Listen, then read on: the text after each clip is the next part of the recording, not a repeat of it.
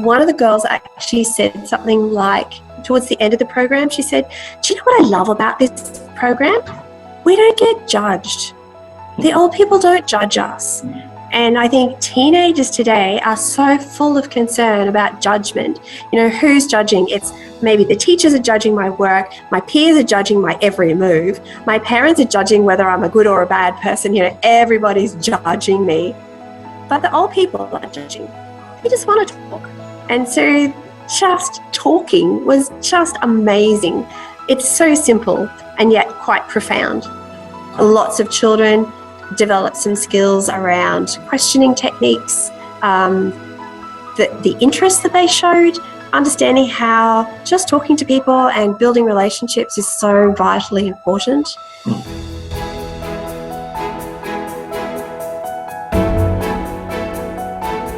From my perspective, it was a really simple interaction via video link between 6 people in an aged care facility and a class of Year 8 students. They were just a class that fitted in with the timetable, and they just talked to one another. But amazingly, it was just a life-changing thing for some of those kids.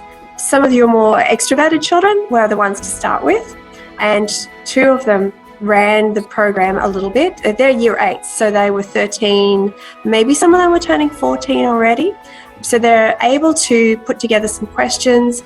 They thought about what they would be interested to know about the older generation, things that might have been different to them, things like pets, what sort of pets do they have? What sort of sports did people play? Things like that. And they just got the most entertaining answers, which gave them a little insight into what it was to be a young person 50 plus years ago. It was life-changing in several ways, but one of those ways is that the older people really enjoyed listening. And I think they felt that deep respect that comes when somebody genuinely listens and then asks deeper questions. So that was quite liberating for a number of our children. I would say we had one particular boy, having been this close to being asked to leave, came back in, showed all of his exciting medals that he'd been achieving through dirt bike racing, I think it was. And he just got such a buzz out of the kudos that was forthcoming from the elderly people, and then from his peers as well, because this previously rather naughty boy was actually being held up as the hero of the day. And his whole behaviour has changed. While that was happening, he was a different child, and his peers, really respected him, and so his whole demeanour changed, which I think is a really big success story for one particular child.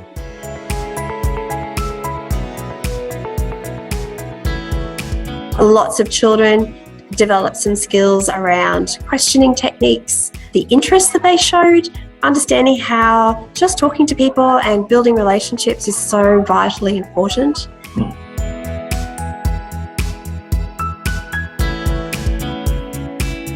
Normally, they would not sit together as they do in any school. Some girls will sit together, some girls will sit over here, some there, some boys sit together, some don't. But after we released them, and I said to them, look, I just want you to come over to a particular area in the school and just sit there, because I will come over here later and I will supervise you to have an extended morning tea. And they actually sat in a big circle. And I've never seen kids out of a whole class of mixed-matched kids actually decide to choose to sit in a circle and talk about their experience. That was amazing. I've never seen that before.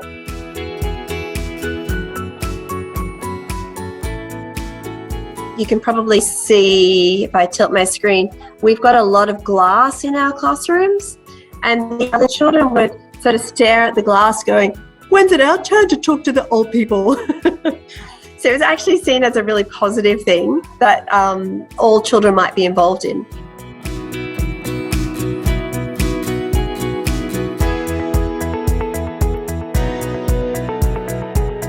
One of the things from the perspective of of being a diversional therapist is we're constantly looking for ways to find connection, find purpose for older people, help them to feel engaged, like they're giving back, like they're being part of their community. And often when you go into aged care, one of the first things that happens is you get that sense of autonomy taken away from you. You get told when to eat, when to sleep.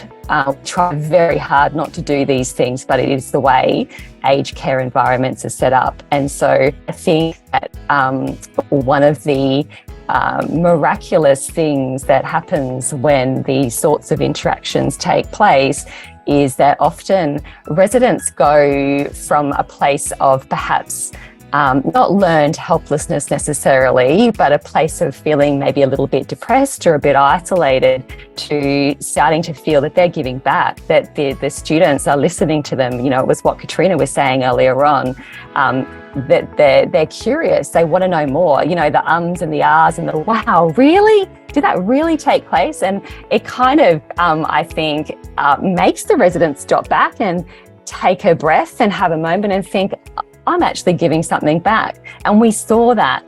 There was one beautiful lady called Jan in the program, and Greg interviewed her at the very start. And she was such a beautiful lady. She was bubbly and bright and energetic. And she said to Greg, I don't possibly know what I would be able to give back to the students. And then as the weeks progressed, Jan was actually one of the leaders of that group, talking about, well, you know, what sorts of things might we talk about with students, what might they be interested hearing from us. And so, you know, there was this real transformation in a really short space of time. And it's, I wouldn't call it necessarily just like a magic potion, but with a little bit of guidance and direction, you can see these transformations happen. And there are not many programs, I must say, that will get that same level of results.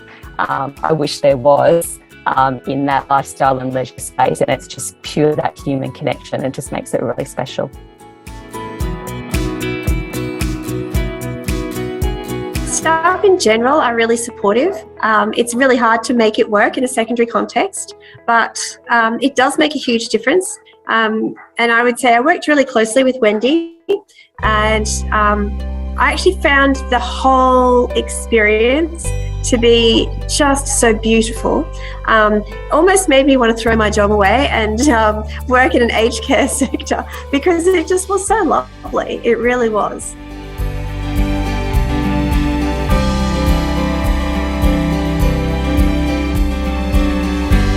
Well, it's interesting actually. Beck has written it into our pillars for the college, so she was pretty keen to actually write it in there and find money and rooms and facilities and whatnot for it. So yeah, people are keen.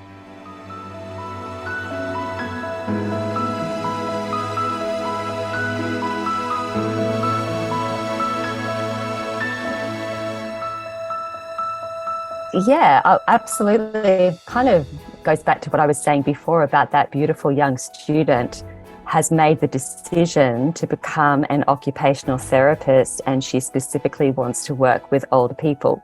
So that came out of an intergenerational program that was never in her mindset before.